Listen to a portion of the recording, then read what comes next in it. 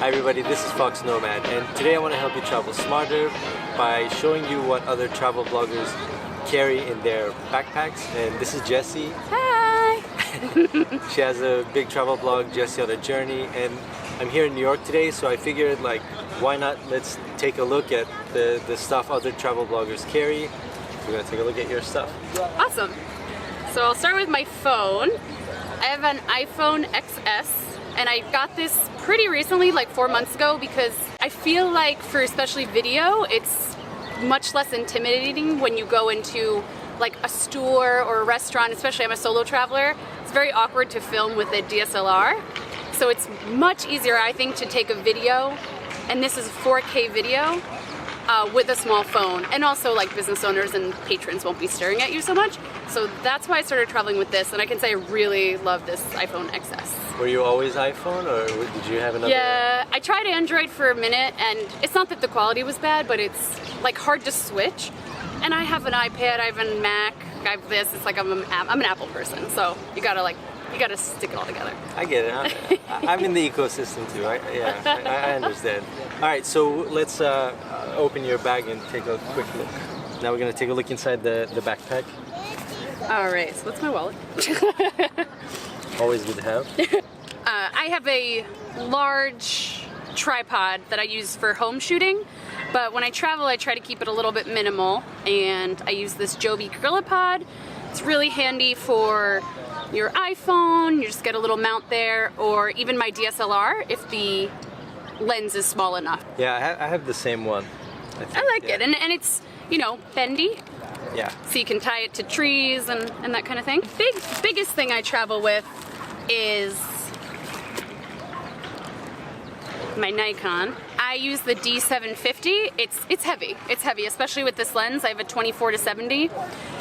Tamron. I actually had the Nikon version of this lens, and it felt like it was a pound heavier. So even though the Nikon glass is obviously better, I couldn't carry it. So this is definitely heavy. It's a big item, but for me as a photographer, this takes really good pictures. That even the iPhone XS, which I love, I mean, the photos from this are much better. So why this particular lens? Like, why this focal length? For me, this is good for almost everything. Like, I can shoot food, people. I lead photo tours here in New York, and this is the lens that I use to do my photo tours, taking photos of other people, landscapes. So it's kind of like an all-around good lens. I also carry this 50 prime lens, which takes incredible portraits, and I like using this for food too, actually.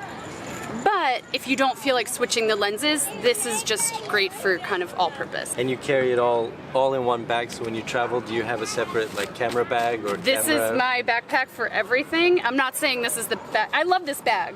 It's by Hedron, and I think it's a super cute bag.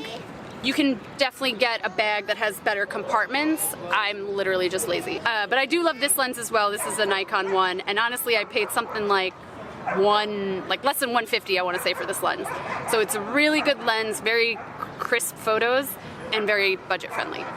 But just keep in mind, this isn't going to be for everything. It's just a 50. Yeah, you can't zoom in and out, so if you want another lens if too. somebody were to get a camera, like just a new, like a lens, what's what range would you I think suggest? the 24-70, I would say, is good, just because I really can't think of a situation, unless you're shooting macro, like you're trying to get like that bug really crisp on a leaf.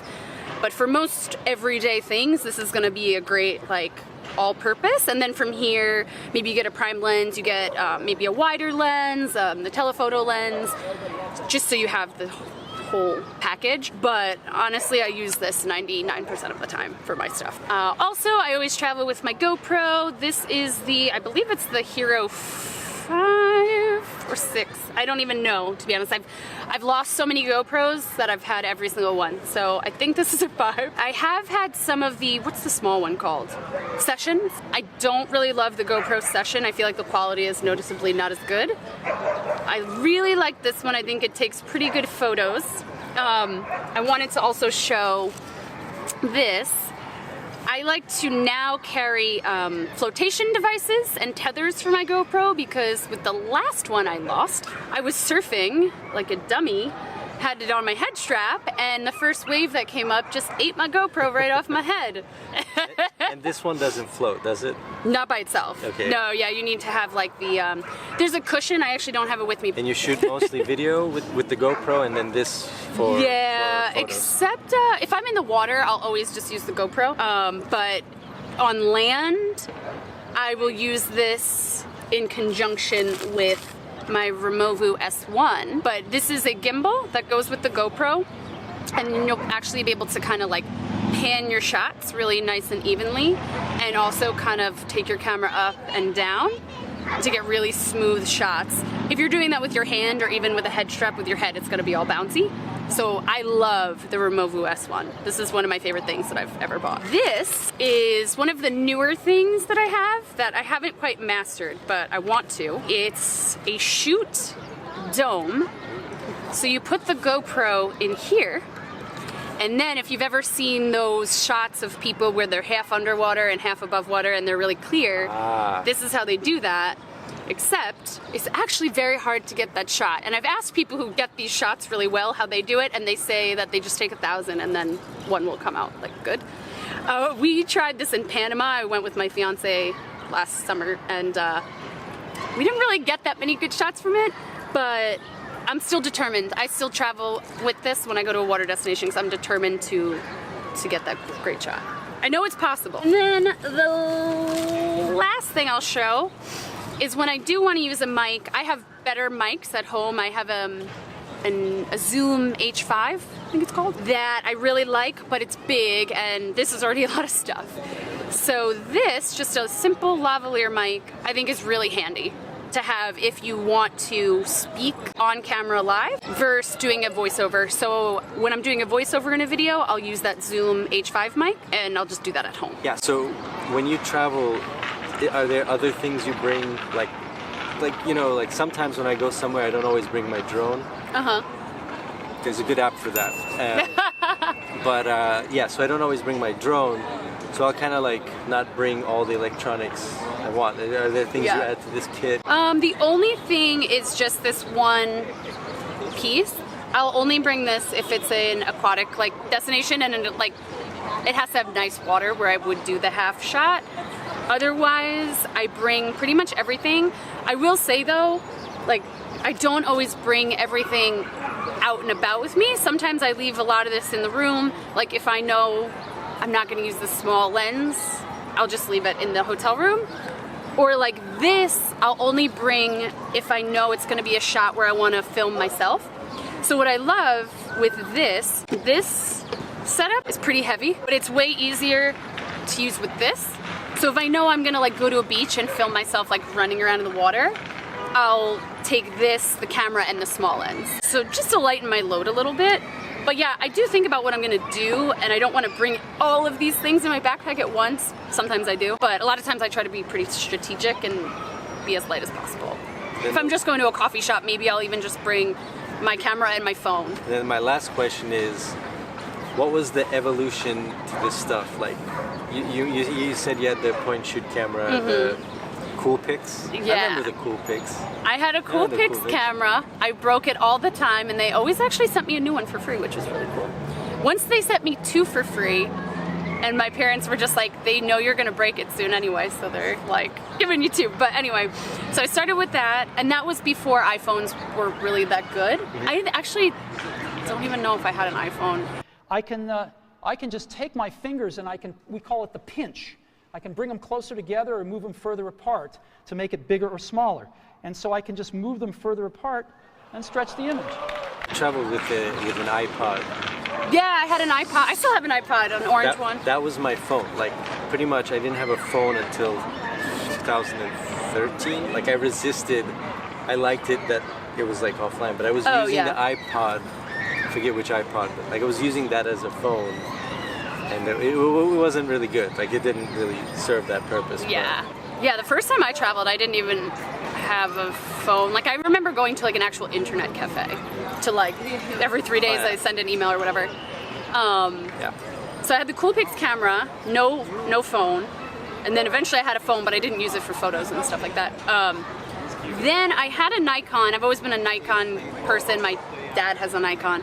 So I felt comfortable with the settings, but I had a D3100, I want to say. I actually forget the number. It was fine, but now that I see the difference between the D750, the full frame camera, versus the non-full frame one that I had that wasn't as good, I'm like, oh, how was I using that? But it was fine. It's just once you use the better thing, then you have it in your head. Is it the quality? I mean, what was the... Oh yeah, even the quality, like the size of the photos that comes out of this is much larger. I don't really know. I just know when I look at it, it's better. It looks better. It looks better. That's really the only test. I feel like too, like using this, I can use a higher ISO with less grain. So little things like that, you notice that this is a higher performance camera. It's better, honestly, in like rain. It's a more rugged camera. There, I started trying to make videos, first on my phone, and then I was like, okay, let me get a GoPro. I got the GoPro mainly because I wanted to do more stuff in water. I'm pretty active when I travel, so I needed something for the water. Got the GoPro, and then, I started noticing as I got more into video, okay, the GoPro's great, but my videos are shaky. So then got the gimbal, and then I just noticed, like, okay, I could do some cool effects with this. So it is a progression. Like a lot of newer bloggers I talk to are like, oh my gosh, do I have to buy a drone? Do I have to buy this? Do I have to buy that? And I think start small, and then as you realize you need something else, buy it. Don't buy something because somebody who's been doing this for 10 years is like, oh yeah, you need this $3,000 device. It's like, no, you start small, and then when you say, okay, I want to be able to do this. I want better sound. I want better video quality or whatever. Then you add stuff on. That's what I think. Is this backpack, like, is this your size restriction? Yeah, so I'm a carry-on only person. I don't want to get too crazy, but for what I'm doing now, very, like, I think fun, simple videos and photos, this is totally, like, just a backpack is totally doable. Sweet. Thanks. Yeah. Thank you for having me. Thank you guys for watching. If you have any questions for Jessie about the gear she carries, then you can leave those in the comments below. And while you're down there, hit the like and subscribe buttons. I'll have new videos for you every week. And if you're still watching, I have one other thing as well. There's a giveaway. Find me on Twitter and on Facebook. You'll see a link. I'm giving away the Jabra Move. And so you'll just have to check that out. It's going to be pretty simple. I'm going to leave a link to that again on Twitter and on Facebook, so be sure to check that out. Thanks again for watching, and I will see you in the next video.